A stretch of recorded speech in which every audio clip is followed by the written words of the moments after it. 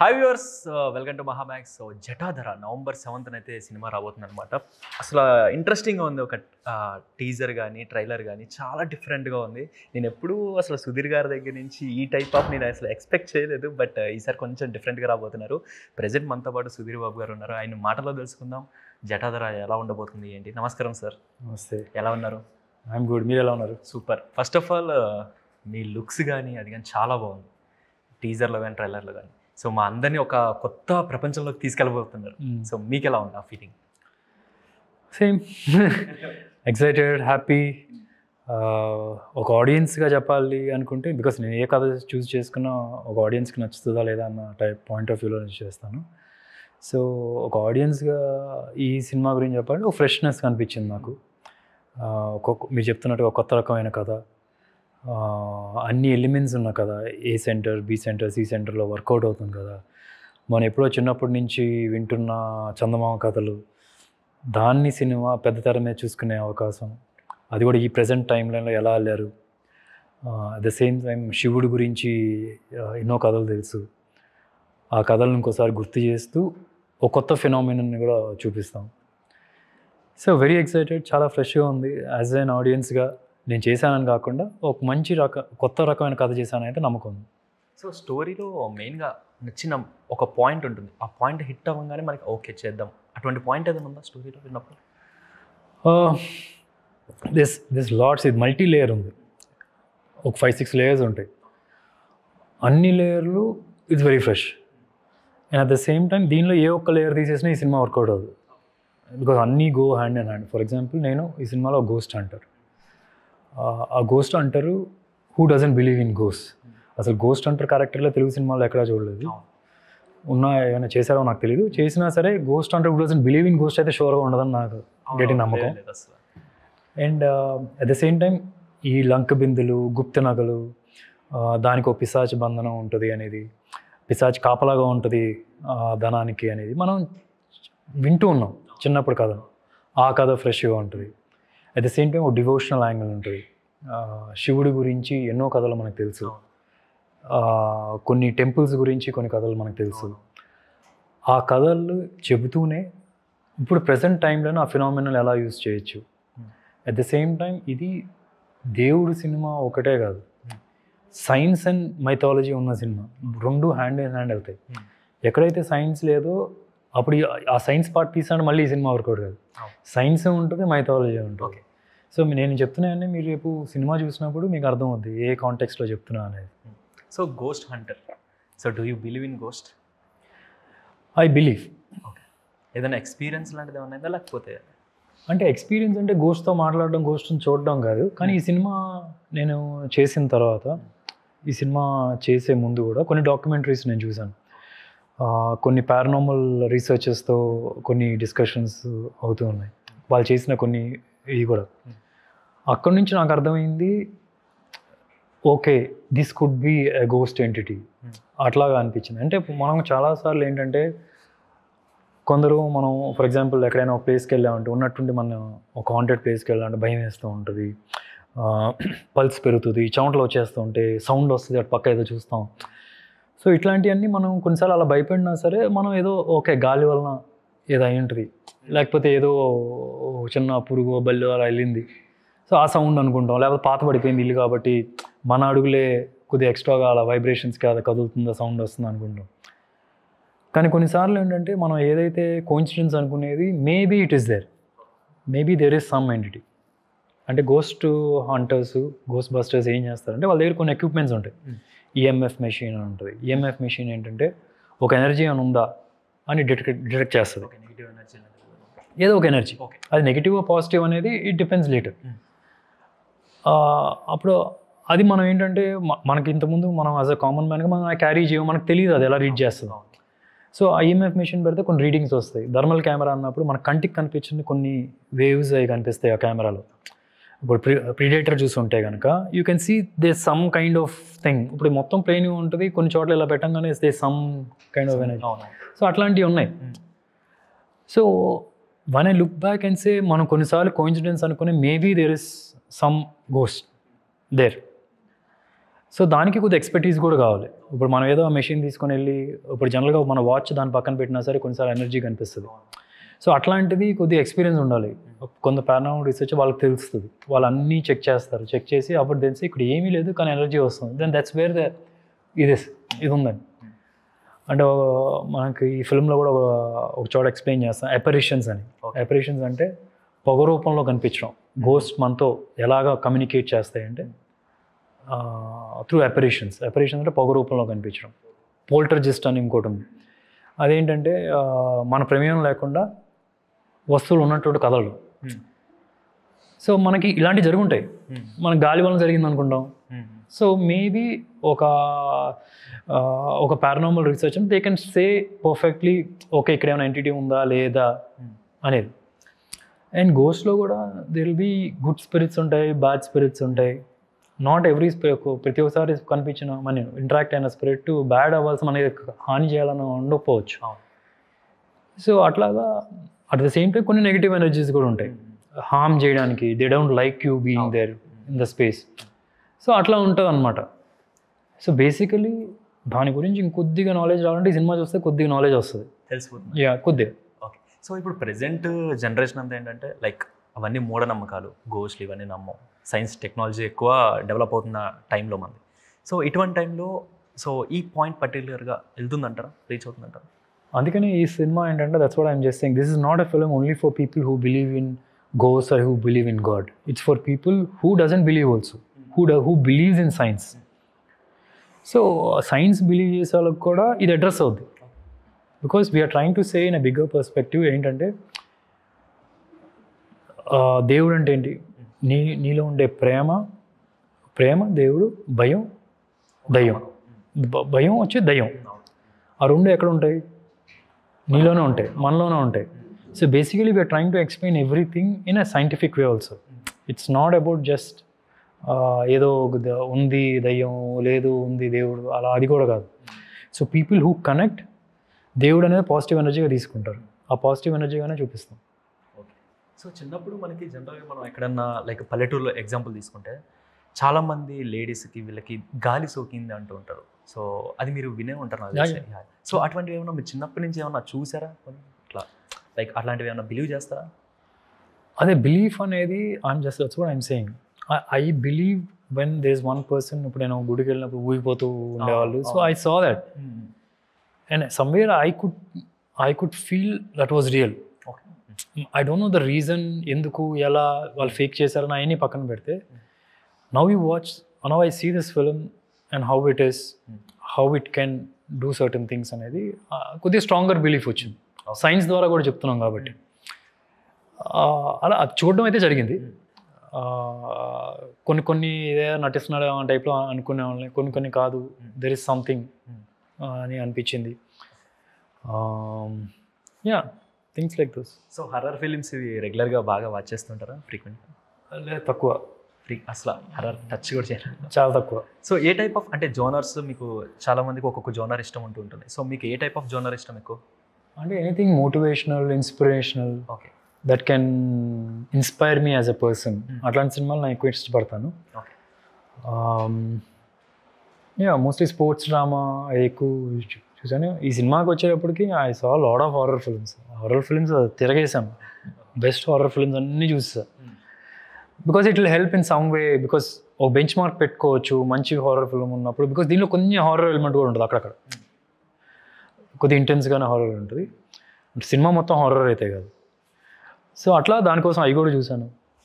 But what films I like to watch is something that motivates, inspires me and makes me grow as a person. నాకు చిన్నప్పుడు నేను స్పోర్ట్స్లో ఉండేవాడిని కాబట్టి కొన్ని స్పోర్ట్స్ ఫిల్మ్స్ చూపించేవాళ్ళు. Whenever I saw few films, sports films, then it was like kicked up. చాలా మోటివేషన్గా అనిపించి ఆ 2 నెలలు చాలా హార్డ్ వర్క్ చేస్తూ ఉండేవాళ్ళం. So films like those I would love to watch. Okay. అంటే ఎప్పుడైనా మీకు ఒక పర్సన్ది, స్పోర్ట్స్ పర్సన్ కానీ ఎవరిదన్నా ఒక బయోపిక్ లాంటివి తీయాలంటే you are ready to do biopics? There were some discussions of doing Pullal Gopichand's biopic. Okay. Somehow it's not falling in place. Hopefully it will fall in place soon. But yeah, Pullal Gopichand is one. Then I like Rahul Dravid. Rahul Dravid is a character. It's that you have to know because I had some interactions. అంటే personal interactions కన్నా we use to train ఒక ప్లేస్లో కలిసి. So అట్లాగా any film, it's not biopic అనే కదా, any film that can motivate and inspire, that's a good one. So మీరు badminton player కూడా బీభత్సంగా ఆడుతుంటారు. యా. సో ఇప్పుడు స్టిల్ ఇంకా కంటిన్యూ చేస్తున్నారు బ్యాడ్మింటన్? లేదు, చాలా రోజులు అయిపోయిందా, గ్యాప్ వచ్చిందా? యా చాలా అవుతుంది. బికాస్ ఇప్పుడు ఫిల్మ్స్కి వచ్చేటప్పటికి there is a different requirement. You cannot focus on just one sport. Badminton is something నేను ఒక 10 సంవత్సరాలు 5 సంవత్సరాలు ఆపినా సరే ఒక 1 వీక్ ఆడానంటే at least I look like professional player. అదైతే ఎలాగైనా ఉంది. బట్ యాజ్ అన్ యాక్టర్ ఏంటంటే different skills you got to learn. Stunts కొన్ని నేర్చుకోవాలి, కిక్స్ కొన్ని నేర్చుకోవాలి, డాన్స్ కొన్ని మూమెంట్స్ నేర్చుకోవాలి. This demand based on the film. కొన్నిసార్లు ఆర్టిస్ట్గా కూడా కొన్ని నేర్చుకోవాల్సినవి ఉంటాయి. So considering the time and all, I don't play badminton much.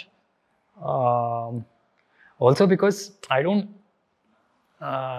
No if it's right to say, but ఒకప్పుడు నేను బ్యాడ్మింటన్ ఆడేప్పుడు I use to work out in the morning 2 hours, మధ్యాహ్నం ఒక 1 hour స్కిల్, మళ్ళీ ఈవినింగ్ ఒక 1 or 2 hours, అలా schedules ఉండేవి. So whenever you're training లేదా you play the sport to the best level. ఇప్పుడు నేను ఒక 1 hour జస్ట్ అలా ఆడితే ఆ లెవెల్లో ఎలా ఆడలేను. సో ఆ కిక్ కూడా రాదు. దెన్ యూ ఆల్వేస్ లైక్ అబ్బా సరిగా ఆడలేదు అన్న ఫీలింగ్.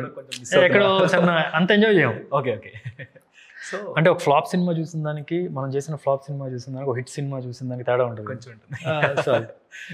సో మీరు చూస్తే జనరల్గా ఫిట్నెస్ ఫ్రీక్ ఎక్కువ ఫాలో అవుతూ ఉంటారు. అసలు బాడీ మెయింటెనెన్స్ అది చాలా ఉంటుంటుంది. ఏంటి దాని మోటివేషన్ ఏంటి అసలు, body maintenance motivation? The different factors. అంటే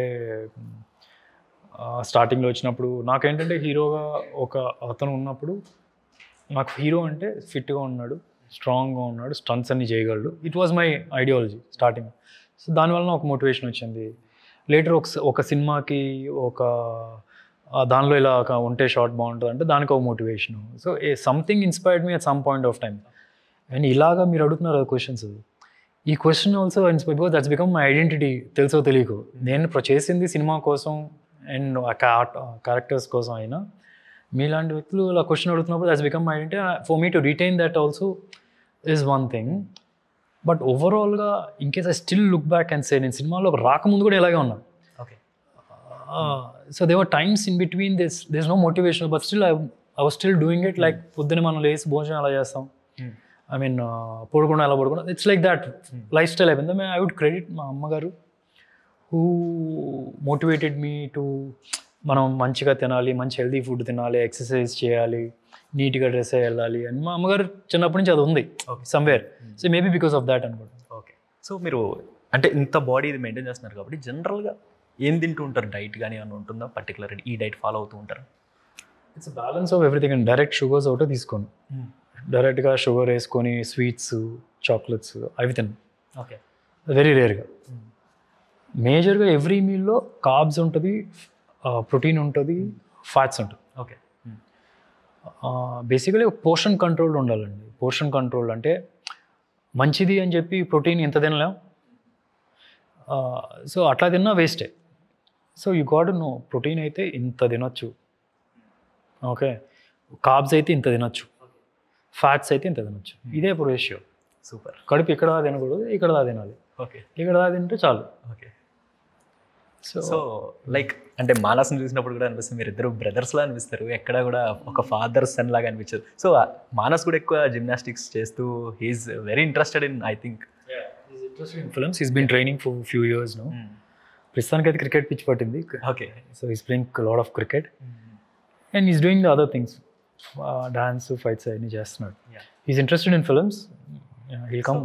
రీసెంట్లీ కూడా మేము ఒక ట్రెండింగ్ అవుతుంది ఒక చూసాను వైరల్ పోస్ట్ ఒకటి, like Darshan is in Fauji childhood character. So ఏంటి ఎంతవరకు వస్తుంది ఏంటి, అది ఏమన్నా ఐడియా? అదే షూటింగ్ జరుగుతుంది. మీ సజెషన్ ఏమైనా ఇచ్చారా లేకపోతే? నా సజెషన్ అంటూ ఏం లేదు. బట్ ఐ జస్ట్ అప్పుడు ఆడిషన్కి వెళ్ళే before they were some discussions. ఇప్పుడు ఒక సీన్ పంపించారు, ఓకే ఇది చేసేటప్పుడు వన్ కొద్ది ట్రైన్ చేసి పంపించారు అంతే. But he did on his own. ఆ ఆడిషన్లో సెలెక్ట్ అయిన తర్వాత వేదాలన్నీ చాలా నేర్చుకున్నాడు ఇంట్రెస్ట్తో. ఒక పూజారి కానీ వాళ్ళు ఎలా మాట్లాడతారో అవన్నీ కూడా కరెక్ట్గా చేశాడు. ఈ లర్న్ట్ అలాట్. తనకు కూడా కృష్ణ గారు లాగా చిన్న అబ్బాయికి ఈ ఒకసారి ఇలా చదివాడు అంటే మెమరీ చాలా strong. So is got that. And everybody was surprised when తను మొత్తం అంత పెద్ద పెద్ద పెద్ద వేదాలు 1 minute 2 minutes ఉన్న వేదాలు కూడా టక చెప్పేస్తుంటే. Okay, super. సో ఇప్పుడు ప్రెసెంట్ ఈ డైరెక్టర్స్ చూస్తే 2 డైరెక్టర్స్ ఉన్నారు. సో ఇద్దరిలో బాగా సపోర్ట్ చేసిన డైరెక్టర్ అంటే ఎవరు చెప్తారు? సో ఎక్కువ ఇబ్బంది పెట్టిన డైరెక్టర్ ఎవరు, సపోర్ట్ చేసిన డైరెక్టర్? పెద్ద ఇద్దరు సపోర్ట్ చేసిన డైరెక్టర్ సపరేట్గా ఎవరు లేదు. ఇద్దరు were the same, both were the same. They very clear cut had duties. Okay, ఈ నేను తీసుకుంటే ఇది నువ్వు చూసుకో. It was more of in case they had doubts they discussed and it was like. And ట్రైలర్లో చూసాం ఒక లాస్ట్ సీన్ ఒకటి ఉంటుంది, అసలు ఆ బ్లడ్ది ఒకటి ఉంటుంది, మీరు లిక్ చేసేది, అది వామ్మ ఎంత భయంకరంగా ఉంది అది. లైక్ వైల్ షూటింగ్ మీకు ఎట్లా అనిపించింది ఆ షార్ట్స్ కానీ అవి కానీ? యాక్టింగ్ చేసేప్పుడు ఏముందండి, I was very clear.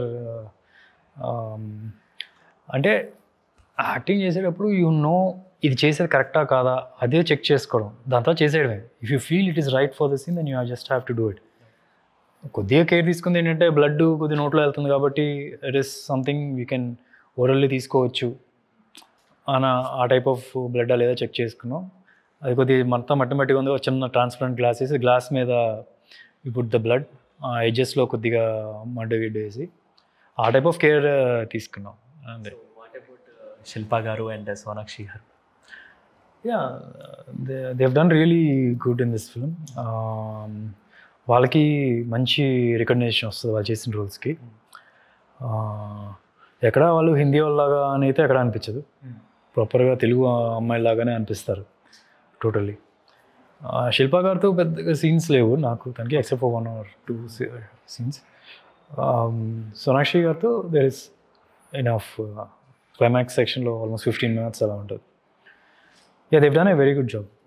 So present ఇప్పుడు జనరల్గా ఆడియన్స్ అంతా కూడా ఎక్కువ screen play, like VFX, content, ఈ 3 చూసి ఒక 2 hours కూర్చుని సినిమా చూసి వాళ్ళు బయటకు వచ్చి సూపర్ అని మౌత్ టాక్ త్రూ వెళ్ళిపోతుంది సినిమాలు ఇప్పుడు ప్రెసెంట్. సో ఆ ప్రకారంగా ఎంతవరకు ఆడియన్స్ని ఎంగేజ్ చేయగలరు? కథ వైజ్ చూస్తే ఇట్ ఇస్ టైట్. ఒక యూ లూజ్ సీన్ ఉండదు. 2 hours 5 minutes సంథింగ్ కదా, it will run like that. There won't be ఒక కనెక్టింగ్ సీన్ ఏదో ఫిల్లర్ సీన్ ఆ టైప్లో ఏ సీన్ ఉండదు. Every scene is on purpose. And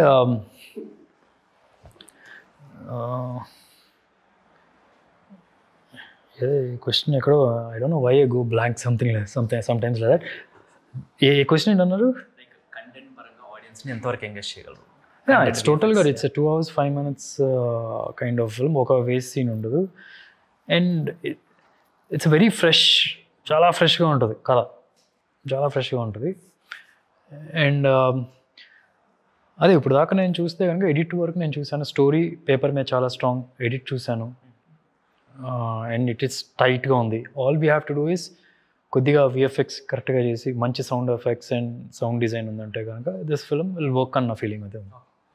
so ఇప్పుడు లాస్ట్ క్వశ్చన్ ఏంటంటే, చాలామంది ప్రెజెంట్ ట్విట్టర్లో కానీ లేకపోతే ఎక్కడన్నా మనం చూసుకుంటే ఇన్స్టాలో కానీ ప్రేమ కథ చిత్రం 2 అనేది రాబోతుంది, సీక్వెల్ చేయబోతున్నారని ఒక టాక్ నడుస్తుంది. ఏది అది ఏమన్నా సీక్వెల్ ఎప్పుడు ప్లాన్ చేస్తున్నారు?